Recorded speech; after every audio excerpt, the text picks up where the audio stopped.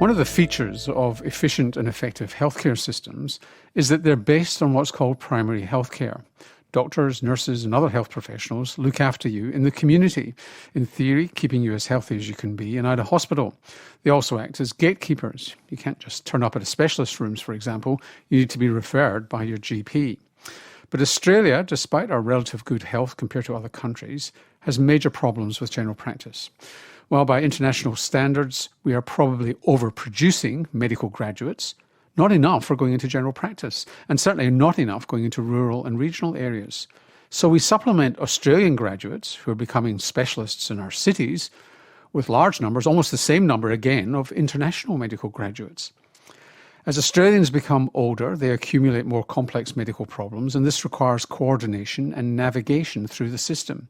Yet the way we pay GPs doesn't incentivise the continuity of care that many people need and want. In response to these and many other issues, an independent committee developed a 10-year plan for the reform of general practice in Australia. And it was hoped that last week's budget would get the reform plan on the road. But at first blush, it didn't seem to. Dr. Steve Hambleton co-chaired the reform group. Steve is a Brisbane GP. He's Chief Clinical Advisor of the Australian Digital Health Agency. And he's also a past president of the Federal AMA. Welcome back to the Health Report, Steve. Thank you very much. What are the key elements of the reform plan that make a difference to us as consumers? Well, I think you've drawn a very good picture of the system. It's working quite well, but it is in need of transformation.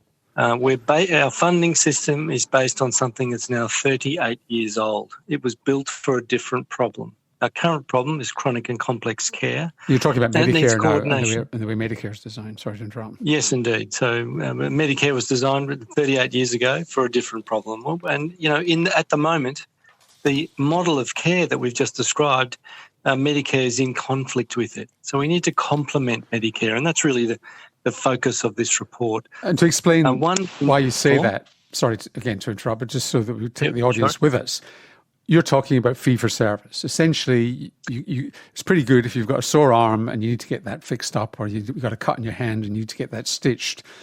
But fee-for-service is not a good model for ongoing continuity of care.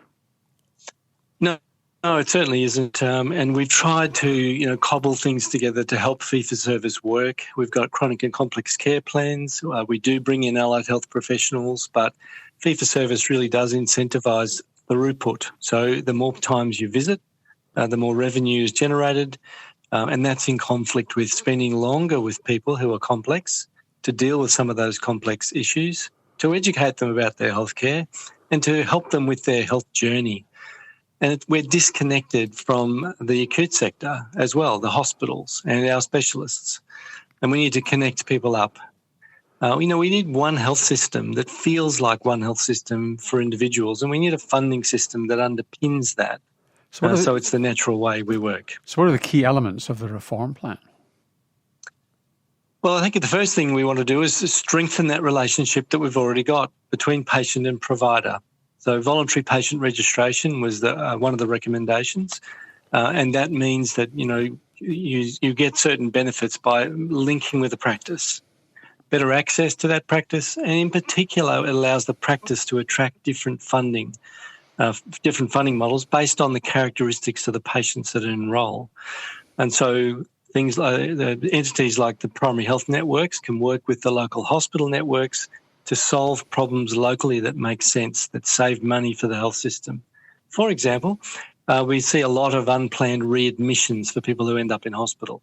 Now, if we could fund a process where those people could see their GP, have the discharge process effectively managed, and stop them from returning to the acute care sector, which is the really expensive sector, overall the experience is better for patients, it's better for the GPs, and it's actually better for the outcomes of the health system. And this is supposedly the first cab off the rank, and voluntary patient registration was supposed to start, wasn't it? Well, I think it was supposed to start during COVID, but now it's supposed to start, isn't it, July of this year, and yet there's nothing in the budget for it. Well, there isn't, and I'm very pleased that it's been referred to in the budget. I think that's really, really important. I mean, we've got an election coming up. That's cold comfort, isn't it? It is, and I know that the organised profession's been very grumpy about it, but we actually have to start this journey. We have to focus on what's good for the country in the long term. And yes, we have to fund it properly. And we have to talk to all the funders, not just the federal government. We've got to talk to the state governments, and we've got to talk to the private health insurers to make sure we're all working together for the benefit of the patient in front of us. Well, let's just take the private health insurers for a moment. I mean, they're forbidden from working with general practitioners by law. They can only cover what's in hospital, and therefore they're not allowed to actually care. They find out when somebody's got a problem when they make a claim. How are you going to work with private health insurers when they're not allowed to work with general practice? Well, they're not allowed to fund general practice to do things that are funded by Medicare, but we need to solve for that. Once we get a link between the provider and the patient, there's programs that private health insurers already operate that can work in conjunction with the GP to support the patients. For example, if you have a heart attack, then there's a cardiac rehab process that everyone should involve themselves in, and that leads to better outcomes. Lots of the private health insurers are offering that support structure. If you have diabetes, then you can get personalised support from your private health insurer to work with your GP. We absolutely need to connect those up. And the same goes for, I guess, the acute system, the public system. We do want to work better with our patients, with care navigators to support them on their journey. So what are the incentives for GPs to buy into this? Well, I think every GP would say that they're being squeezed by the system. We've seen Medicare freezes for a long period of time. People are focused on throughput, and they recognise that we need to do better. We need to be part of the population health solution, and there needs to be meaningful funding that flows because of the link between us and our patients. And that, of course, needs to be underpinned by data.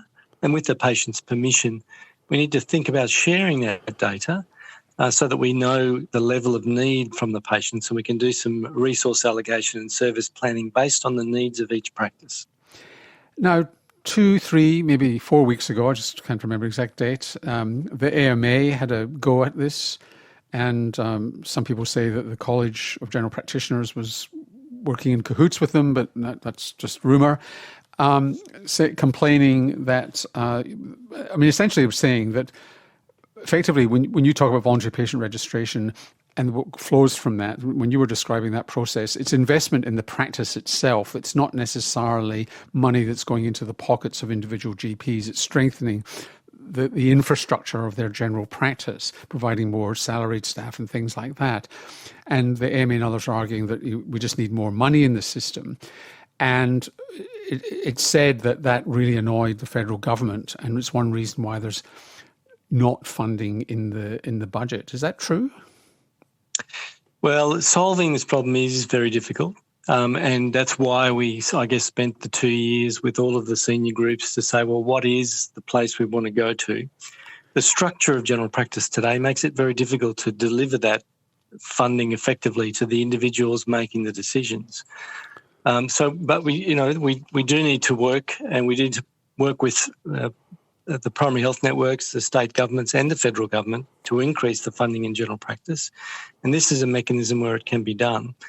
And we need to, meaningfully save money, keep people out of hospital when they shouldn't be there, and provide them better access to their GP. And of course, one of the big arms of doing that has been telehealth, which has been a huge investment for government.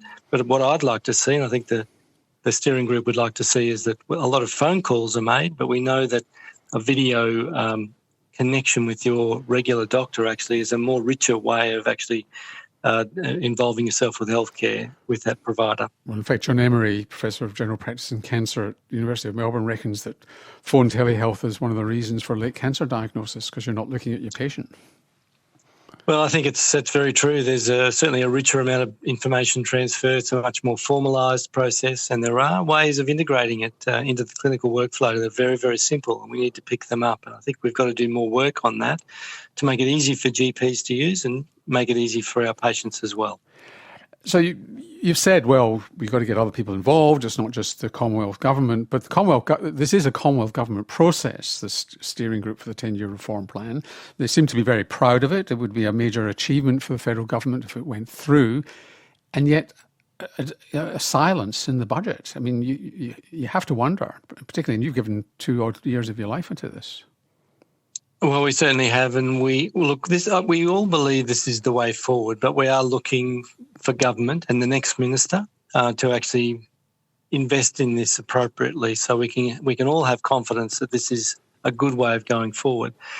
Simply doing increasing rebates or increasing that throughput really kicks the can down the road, and all of the organisations that are involved in the recommendations of the steering group recognise that we've just got to have structural change in the way we do business. Because it doesn't change behaviour if you just put more money in people's pockets. Absolutely. It just makes it someone else's problem. We need to fix this now, and we need to make sure we have a comprehensive view of how we do it. The steering group also recommended an implementation group made of similar people with experience in the system to say, well, what do we do next? Telehealth really is not enough to deliver those improved access outcomes. Voluntary patient registration by itself is not enough unless there's funding reform that follows. You've got to do the lot. That's not enough unless we collect and share data with the patient's permission to make sure we can actually target care that's appropriate to those individuals. And just finally and briefly, Steve Hamilton, is it bipartisan? Does the Labour Party support it? Should they get into power? Well, I think all governments, state and federal, recognise health is a huge problem. And health spending has been rising in every state, no matter what government's in charge. I've been around when the Labor Party was in the federal government and the Liberal Party, and both parties recognise unless we do something different and substantially different with the support of the profession, we're not going to get a better outcome. Well, let's hope. Steve, thanks for joining us. Thank you very much. Dr. Steve Hamilton is co-chair of the steering group which developed the 10-year reform plan for general practice.